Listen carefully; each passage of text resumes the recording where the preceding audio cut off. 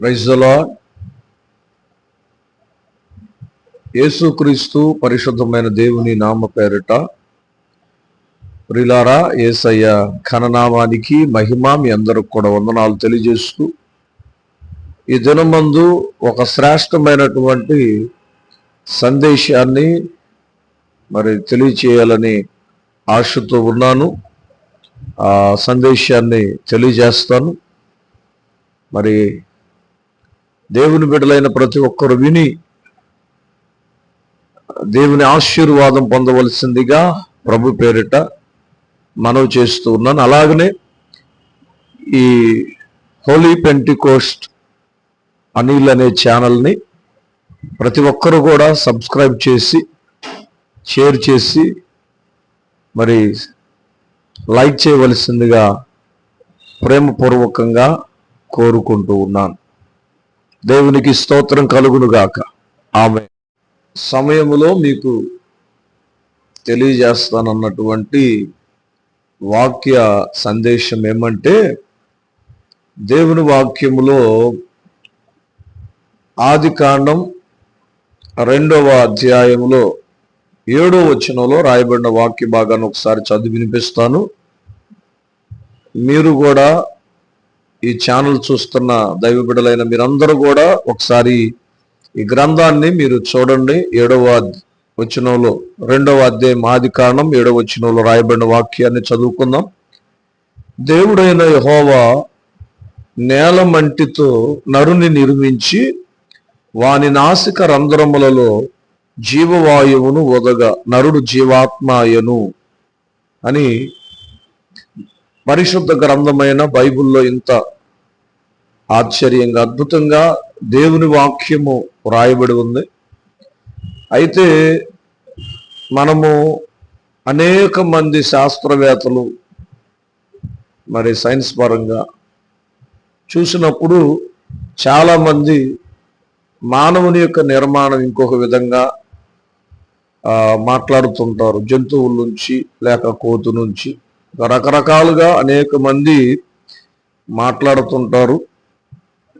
ఏదేమైనా కూడా బైబిల్ అయితే ఏం మాట్లాడుతుందంటే, దేవుని యొక్క వాక్యములో దేవుడు నరుడిని నిర్మించినప్పుడు నరుని ఎలాగా దేవుడు చేశాడు అంటే, మనిషిని ఈ దేహమును చేయటములో దేవుని యొక్క గొప్ప ప్రణాళిక, సంకల్పం ఏమనగా, మనిషిని దేవుడు చేసినప్పుడు నేల మంటితో దేవుడు మనిషిని నిర్మించాడట. నేల మంటితో యెహోవా, దేవుడైన యెహోవా నేల మంటితో నరుని నిర్మించెను, మనిషిని నిర్మించెను.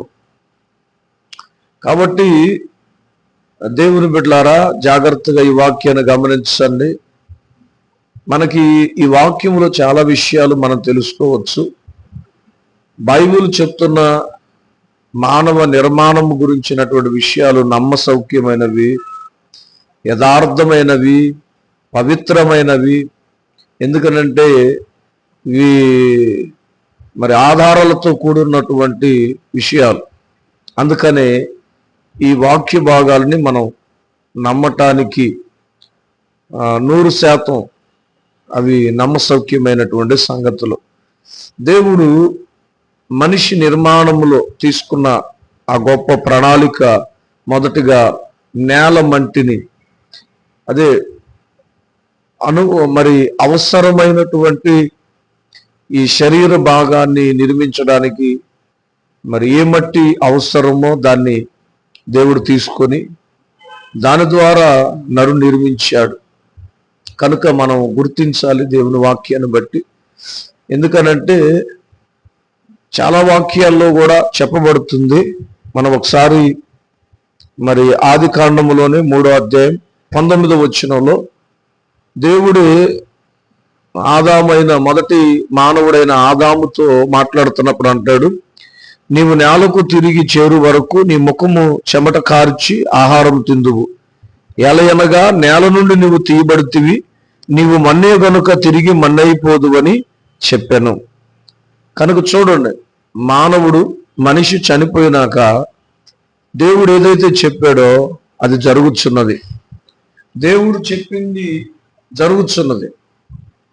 ఏమని చెప్పాడంటే, నీవు మన్నే గనుక తిరిగి మన్నైపోదువు.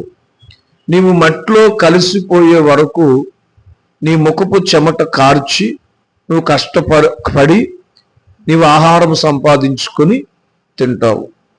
ఇలాగ దేవుడు చెప్పాడు. కనుక అది మరి వాస్తవం. మనిషి చనిపోయినాక దుమ్ముగా ధూళిగా మారి ఆ దేహం మట్టిలో కలిసిపోతుంది. కనుక వాక్యము నమ్మదగినది. కానీ దేవుడు మనిషిని చనిపోవడానికి సృజించలేదు. ఆ విషయాలు ఒక్కొక్కటిగా మనం అనేకమైన వీడియోల్లో విందాము, చూద్దాము. అయితే ఈ యొక్క సమయంలో ఈ వచనంలో ఇంకా 2-3 మాటలు చెప్తాను, వాటిని జాగ్రత్తగా గమనించండి. ఏమిటంటే, మరి దేవుని వాక్యములో సెలవిస్తున్న మాటలు, దేవుడు నరుణ్ణి నేలమట్టితో నిర్మించిన తర్వాత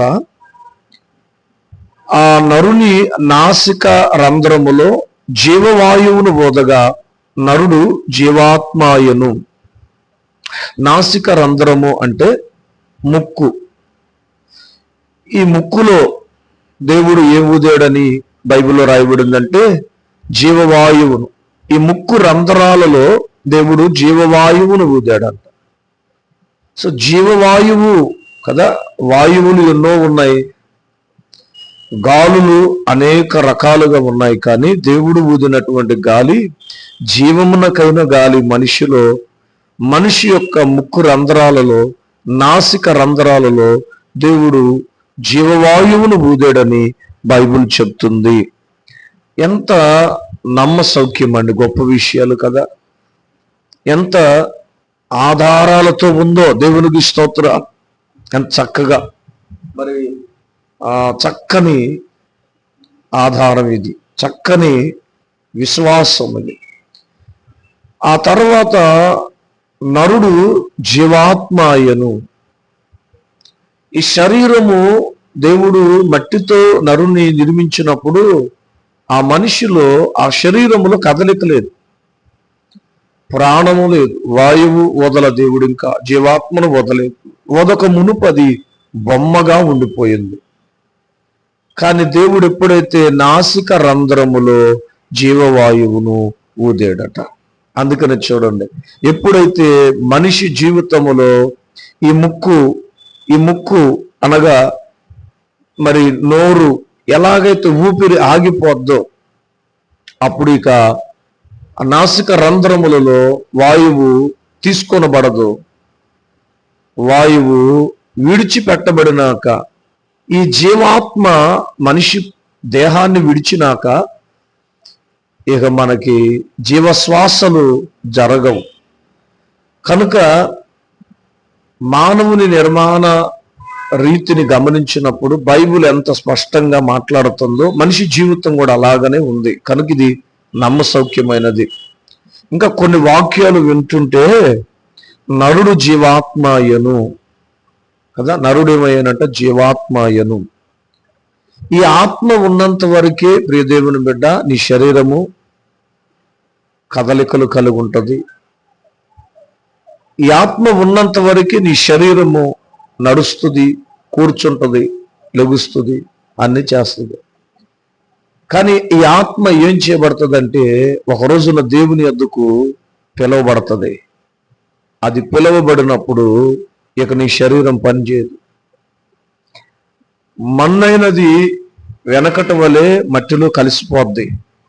కానీ తాను దయచేసిన ఆత్మ దేవుని యొద్దకు వెళ్ళిపోద్ది అని మనకి దేవుని వాక్యములో ప్రసంగి గ్రంథము 12వ అధ్యాయము 7వ వచనంలో రాయబడింది. మన్నైనది వెనకటి వలె మరలా భూమికి చేరును, ఆత్మ దాన్ని దయచేసిన దేవుని యొద్దకు మరలా పోవును. మన్నైనదంట వెనకటి వలె మరలా భూమికి చేరును, ఆత్మ తాను దయచేసిన దేవుని యొద్దకు మరలా పోవును. అంటే ఇక్కడ మనకు వాక్యంలో ఏం చెప్పబడుతుంది? ఆది కాండము 2వ అధ్యాయం 7వ వచనంలో ఏ విధంగా దేవుడు మట్టితో నరుని నిర్మించి వాని నాసిక రంధ్రములో జీవవాయువును ఊదాడో అప్పుడు నరుడు జీవాత్మ అయ్యను. ఎంత స్పష్టంగా వాక్యం ఉందో ప్రసంగిలో కూడా 12:7 వచనంలో కూడా అంత స్పష్టంగా చెప్పబడింది. ఎప్పుడైతే మన్నైనది వెనకటి వలె మరలా భూమికి చేరును, ఆత్మ తాను దాన్ని దయచేసిన దేవుని యొద్దకు మరలా పోవును. దేవునికి స్తోత్రాలు. కనుక ఆత్మ ఎప్పుడు కూడా భూమి మీద ఉండదు. ఆత్మ భూమి మీద ఉండేదానికి దేవుడు అనుగ్రహించిన శరీరంలో మాత్రమే ఉంటుంది. అది ఇంకొక శరీరాన్ని ఎన్నిక చేసుకొని ఆ శరీరంలో ఉండలేదు. ఇప్పుడు ఒక మనిషి చనిపోయాడు లేక మరణించాడు అనే మాటలు ఎన్నో చెబుతూ ఉన్నాం. ఆ మనిషి ఆత్మ ఆ శరీరములో నుంచి బయటికి వెళ్ళినాక శరీరము మట్టిలో కలిసిపోవాలి. ఇది దేవుని వాక్యం చెబుతుంది. రెండవది, ఆ ఆత్మ దేవుని యొద్దకు మాత్రమే వెళ్ళాలి. ఆ ఆత్మ ఒక భూతంగా, ఒక దెయ్యంగా, ఒక దురాత్మగా ఈ లోకములో ఉండటానికి వీలైతే లేదు. మరి ఇక ఈ లోకములో తిరుగులాడుచున్న అనేకమైన అపవిత్రాత్మలు, దురాత్మలు ఏవి అని అంటే మనందరికీ తెలుసు. బైబిల్ చదువుతున్న ప్రతి ఒక్కరికి ఏమిటంటే అవి పరలోకమందు ఉన్న దూతలలో కొందరు దేవునికి విరోధంగా ఎదురు తిరిగి పాపం చేసి వారి పాప క్రియల వలన పరలోకము నుండి పడద్రోయబడి వారు దురాత్మలుగాను అపవిత్రాత్మలుగాను మనుషులను పాపమునకు ప్రేరేపించే ఆత్మలుగాను మనుషులను అపవిత్రపరిచే ఆత్మలుగాను కీడు కలుగు చేసే ఆత్మలుగాను భయభ్రాంతులకు గురి చేసే ఆత్మలుగాను అవి ఈ లోకంలో ఆకాశ మండలమందు భూమి మీద సంచరిస్తూ మనుషులలో చొరబడుచు అవి వాటి అపవిత్రమైన క్రియలు జరిపిస్తూ ఉన్నాయి. కానీ ఏ మనిషి చనిపోయినా ఆ మనిషిలో ఆత్మ దురాత్మ అయితే కానే కాదు, ఎన్నటికీ అది జరగదు. దేవునికి స్తోత్రం కలుగును గాక. ఇక మనం ఇక్కడ నేర్చుకోవాల్సిన మరి విషయాలు ఏంటంటే, మరి దేవుడు నిర్మాణం చేసిన విధానం మనకి చెప్పాడు. ఒకటి, మట్టితో నరుని నిర్మించాడు. రెండవది, తన నాసిక రంధ్రములో జీవవాయువును ఊదాడు. మూడవది, నరుడు జీవాత్మాయను. కనుక జీవించడానికి దేవుడు మనిషిని చేశాడు తప్ప మరణించడానికి కాదు. మరెందుకు మనిషి మరణం అవుతున్నాడు అనేది మనకి తదుపరి వచనాల్లో మనం ధ్యానం చేసుకుందాం. కాబట్టి మనిషి జంతువు నుంచి మార్పు చెందలేదు, కోతి నుంచి మార్పు చెందలేదు, లేక రకరకాల వాటి నుంచి మార్పు చెందలేదు. ఇంతగా చక్కగా ఈ రెఫరెన్స్, ఈ వాక్యం మనకి దైవ కార్యం, దేవుని సృష్టి ఎంత అద్భుతంగా మాట్లాడుచున్న దేవుని వాక్యము ఆయన సృష్టి గురించి మాట్లాడుచు ఉంది. మానవుని నిర్మించటములో ఎంత జ్ఞానయుతంగా దేవుడు సృజించాడో ఆ విషయాలు మనం తెలుసుకోవటం మనకి ఎంతైనా ఆశీర్వాదం. దేవునికి స్తోత్రం కలుగును గాక. Praise the Lord. హల్లెలూయా.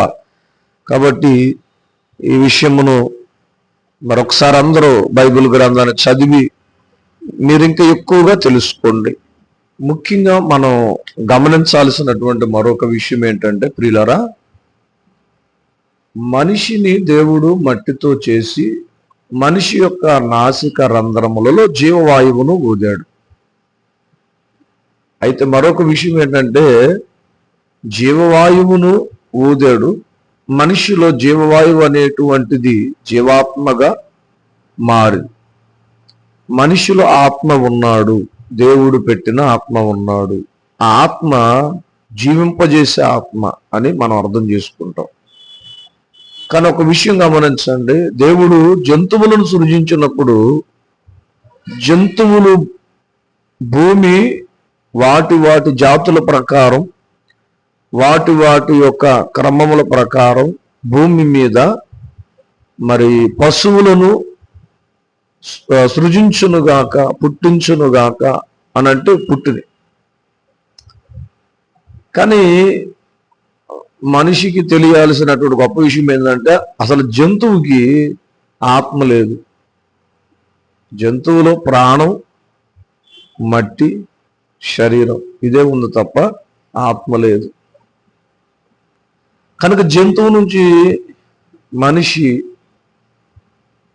ఎలా వస్తాడు? మనిషిలో ఆత్మ ఉన్నాడు, జంతువులో ఆత్మ లేదు. ఆ విషయాన్ని గుర్తించాలి, గ్రహించుకోవాలి. సో మంచిది, ఈ చక్కని దైవ జ్ఞానం కలిగిన మాటలు నేర్చుకొని దేవుని ఆశీర్వాదం పొందుకుందాం. మరలా నెక్స్ట్ వచనాన్ని తదుపరి భాగములో మనం నేర్చుకుందాం. యేసయ్యకి స్తోత్రం. మీ అందరికి వందనాలు. ఆమేన్.